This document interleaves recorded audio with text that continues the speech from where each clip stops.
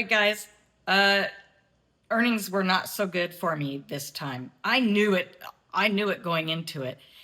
And I'm going to show you, this is going to be a good lesson, you guys, because I need to show you how earnings can go very wrong. And my earnings went very wrong. Luckily, it was AMAT. Luckily, I had a little bit of a cushion. I'm looking down at my notes here. I had about a $40 cushion, thank God, because I was up on earnings, and I'll show you. It only goes up one candle. Almost always when earnings dump, when the price dumps, you'll get just one candle where everyone gets excited right after the close and it goes up. And I usually just get out. I tried getting out and I could see my orders sitting there and price was going up and down, over jumping my price each way several times. And I just sat there thinking, oh my God, I hope this goes in my favor. So I was up like $140 on just the earnings play. And then I got down to negative 200. Well, not quite 200. I think it was like 160, 170. I got out and just said, enough. I'll just call it good. And then I crawled my way back with very low share size, 5 shares. And I crawled my way back. I still took a loss, but I only lost $29.59. So I want to show you that for any of you that are trading earnings, I need to show you why you have to be so careful and how it can go bad. And I trade earnings all the time and it went really bad for me. All right. And then the rest of the day, very low volume. This summer trading it's like watching paint dry. I had a little extra time today in and out of meetings and I'm at home. So I could kind of jump in and out of stocks. And I just traded off the 9 EMA, pullbacks off the 9. So I'll show you that. And I had a couple that were just like $50 each and a couple that were maybe 14. Tesla, I was down. Oh my God. I was just instantly negative $34 on Tesla. And it just kept being negative. Right at the very end, I pulled out $7 out of it. So that was very impressive. I can't wait to show you that. Okay, let's go check out these trades real quick. I'll show you how I took them off the 9 EMA. And then applied materials. I had a good question yesterday, I think from Mike in the comments asking how I know when to get, and also Trisha, I think, asked deeper dives into earnings and how I know when to get in and do I trade in the morning, in the afternoon? How do I actually maneuver trading earnings? Applied materials, this one's going to be a good one because I traded it early in the morning to get a cushion and then I traded it very poorly at the end. So let's go check it out.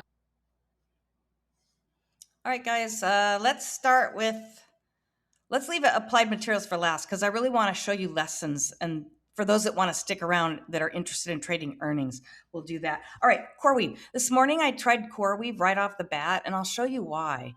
I think it's important to have a watch list that you guys randomly watch. Like, I don't watch it every single day, but I call it right here the swing list.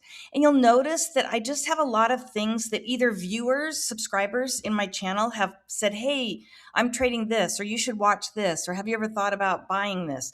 I just added over here to swing list. It could be that, or it could be something that I've just wanted to either swing trade or buy in my long-term account, but maybe I'm not ready yet because I'm actually watching it because I want to get in at a good price. And then the reason why it's here is because every day I sort this by mark percent change. So I can see if something is really high and running. Like, too bad Archer was on my swing list. Archer and Joby have been on there for a while. It looks like I probably should have bought that a while ago because it's been going up for a couple days. Both of them have. But it just keeps things on my radar, basically. And like Tesla is on here in MU. I don't trade them every day. MU's right here. But I did trade them both today. But what it does is if the large cap stocks right here in this watch list, if there's nothing really for me to trade, nothing's really moving, sometimes on this swing list, I'll have smaller cap stocks on there, and it just gives me another opportunity to take a trade. And they'll be running on news or something, and I just maybe wouldn't have seen it otherwise. So you can see there's a lot of just oddball stuff in here that I've just thrown in here. Various news, some of them may have had news with Palantir, quite a few have, so I just put them there. All right, so CoreWeave was at the very top of my list today, right off the bat at the open, so I decided to go ahead and take it, and I took it at the open. I can't believe I did this. I was worried that I wasn't going to have enough time to trade today, so I wanted to hurry and get in. CoreWeave, let's see. I was never red this whole time. Everything was a green trade. So I got in here at 50 shares, 109.01, and got on at 109.28. You can see I'm only capturing 27 cents. That was actually a lot. I usually only hold for about 10 or 12 cents. So I actually held on to that. And then I just kept waiting for a pullback to the 9. We never really got pullbacks right to the 9 here. So I was basically chasing. And I've said this before, I don't mind chasing if something is really moving with momentum, like this thing is going. But you can see right up here, I started getting really cautious and I dropped, or no, I kept 50 shares this whole time. But right in here, once these candles got kind of small and we were never pulling directly back to the 9, like we never came close to it, but I start seeing the candles get smaller and you start seeing these upper wicks in here. That's when I just started going, I'm going to back off. So I took one last trade here and then I waited for confirmation that this was going south. And I'll show you that right here. And I'm watching volume bars. I'm watching to see if sellers or buyers are at the top. This is our average volume here. So I had stayed out of it kind of in this area here where volume had dropped below average. Now, once the 9 EMA, right here, the blue line crossed over the 21 EMA, that means we're heading south usually. It could certainly turn around. We know that. But I wait for a couple candles just to make sure that we're really heading south and it's not just a small pullback and going north. So I went ahead and waited till here and got in, and I just shorted right here. And so I had gotten in a total of 100 shares here and then just scaled out right in here. And it was $58.70. And that was starting right off the bat. So that was good. I was in a good mood. I had made $58.70. Every single one of those trades was green. And so that was a good sign. All right, so I'm going to get rid of that swing list since I showed you that. Now from CoreWeave, let's go to Cisco. So Cisco, let's see, I only did $14, but it looks like I only took one trade. I had one scalp on. Yeah, it was just one quick scalp is all I did. I didn't necessarily want to trade Cisco. I saw CoreWeave moving, so I wanted to really focus on CoreWeave.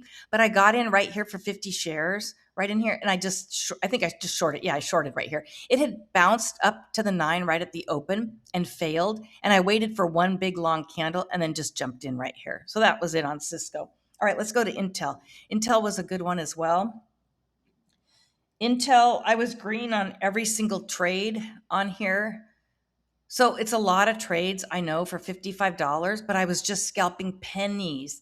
And because there's such low volume in summer, and you can see a lot of this was just right at average volume, I just felt like kind of practicing and using this as practice and just trying to take pullbacks here.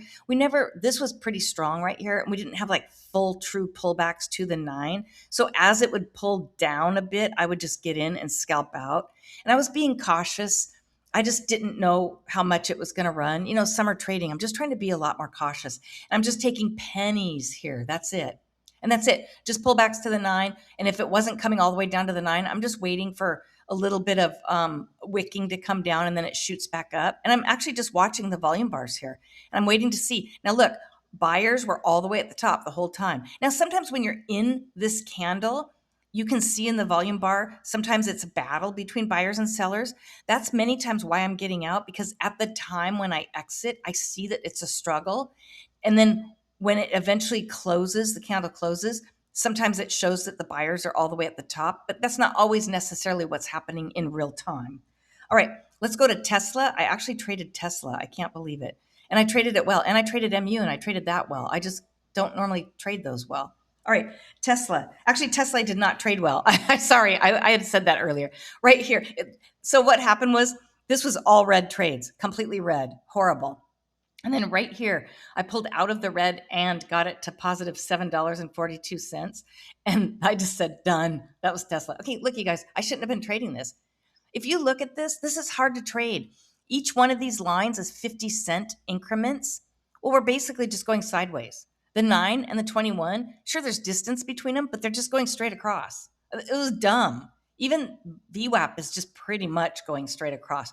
There was no momentum. I had missed the momentum. It looks like, yeah, look at this. That's where I should have been trading. You guys, you want to trade this, true momentum. You want that push up, not this right here. This is just a bunch of people waiting to figure out, are they going to take it long or short? You don't know who's winning. And really low volume in here. I was just stupid. It was dumb. Anyways, probably I was just looking for something to trade. I was so happy to actually sit here and be able to take a few trades. All right, MU was next. I actually did okay on MU, $29 for me. That's actually really good on MU. Oh my God. Only 3 trades. So right here at first, it was just a quick scalp. I was petrified. I'll be honest with you. My hands were sweating. It's only 25 shares. I hate MU. I like Tesla. Tesla has low spread, but MU has high spreads. MU had at one point 60-cent spread in here. Well, I'm only going for like 10 cents, you guys. That sucker has to move almost $1. Oh no, if it's a 60-cent spread, that's both ways. I'm doing maybe 50, 60 cents. I need it to move like $1.10. Well, my heart starts racing at that point. So even though I pulled out $29.38, it was scary. I can't believe I get scared on this, but I do. All right. And this was killer. I happen to be watching this. We're pulling back to the 9 and failing and not even closing above this right here or here. Like we're hugging the 21 and the 9. We come down. We do this big push down and a pull back to the 9. And right here, notice, I'll show you why I got in. This was what got me to really green really well. All right. See this? We did not quite, it's hard to see right here, but this candle is just like one tick lower than this one and failed. And that was it. I love looking for that. Just one tick lower. And I got in and I actually held it through this candle and got out here. So that was really what did it for me. All right. I already did Tesla. Oh yeah. AMAT. Let's go to applied materials. This is the doozy. All right. So early on, first thing in the morning, I wanted to try to get a little cushion. So applied materials, I got $24 right off the bat. It was just one quick scalp off volume. Okay, look at this, you guys. This is important. This is where I had been watching it knowing that I wanted to try to get a cushion early in the morning for earnings. And the spread right here was moving between 4 cents and 25 cents. 4 cents is a small spread, especially for applied materials on an earnings day, because throughout the day, there was sometimes where it was $1 spread. So I saw this price action. Volume bars were shooting up higher and higher and climbing like stair stepping, and the buyers were at the top. And I just jumped in right here. I wanted it to pass this pivot right here. I want to make sure we got past that. And I jumped in and jumped out right here on one candle. And that was it. I was just waiting for this massive surge of volume and I got it. And I should have, of course, hindsight's 2020. I should have stayed in, but the spreads started coming in and in this candle, it's up, down, up, down. It's crazy because there were some sellers coming in here. Notice sellers were stepping in. So I didn't want to be a part of it. All right. And then I moved on and did a little bit more right before the close. Okay. Let's just make this easy. All right. Right here. This was the next one. I got in here and on applied materials, I got just about $2 on this first one and I got about $10 on this one. And I was just trying to scalp it against the 9, but it wasn't coming right back up to it. So I was struggling. I did small share size. And then, so I was actually up, you guys, right here. I was up $38. And then let's go to, I was actually up right at power hour, right before earnings. So power hour is right here. So I already had built a cushion of about $40 and I started building a little more cushion right in here. I would kind of take a few dollars, $3, give it back, $2, give it back. So I was still kind of hanging around that $40 range. And we were coming down, we had come down all day. Look over here on the 15-minute chart. I mean, we went straight across all day, went going up a little, and then it plummeted. Now, the one thing that can happen for you guys that are trading earnings, and you ask me how I know when to get in, when to go long, when to trade, when it goes sideways all day and just slightly up and then dumps, the one good news is this had an expected volatility move of about $30. Well, it had dumped $30 from here to the close. So I felt that the downward move could have already been priced in. So as long as they had good earnings, even if it wasn't fabulous, that it might pull up a little, and it did right here. So I traded this just scalping a little bit. And then right here, I'm going to show you where I could not get out. And so I was actually up. So I decided to go really low share size. I took 10 on this candle. We start going up. I take another just 5. I am not going to mess around with this. I have a cushion. At this point, I had over $200 on the day and I did not want to lose it. So right on this candle, we start shooting up. I mean, I was up $100 and something, right? About 150 on just 15 shares. So right in here, I tried scalping out 5 shares. You see, I was able to get out 5. It was way up here and I got out 5. As it came down, I was trying so hard to get out and it would shoot past, shoot down, shoot up, shoot down. And it kept skipping me. I was horrified because I realized this could happen, and it did. I could not get out. I kept, as it would go way, way low, I would change. I'd, cancel my order, get back in, and it just plummeted here. So I ended up scaling out. Oh God. My platform is really sluggish when I'm doing this recap. It's why I don't know if I could ever go live. I'd have to get a new computer to do live. All right. So right here, it just plummeted. I mean, a massive amount from 540 all the way down to 513. I mean, $25 or so, whatever that is. So I was down really bad down here. And then I finally got out in here. It came up a little. Or no, I actually got completely out here, I think. I left 5 shares. I got out 10 shares here. I left 5 shares hoping it would pull back, and it did. So then I doubled down for another 5 shares. So as it was pulling up, I was slowly getting that loss from about $160 back up. And I just kept trading this in here. I'd average in or average back up, get completely out, then I'd get back in again and get completely out until I finally got negative 29. And I said, no way, I am not going to keep doing this. At this point, look, spreads are $1.50. There was a point where a spread was $2.50. I mean, just trying to make my money back, I'm going to lose on the spread. 10 shares, $1.50, forget it. I'm not going to do it. So you could have traded this, but this was hard. And a lot of this price action is the spread. It's basically not moving.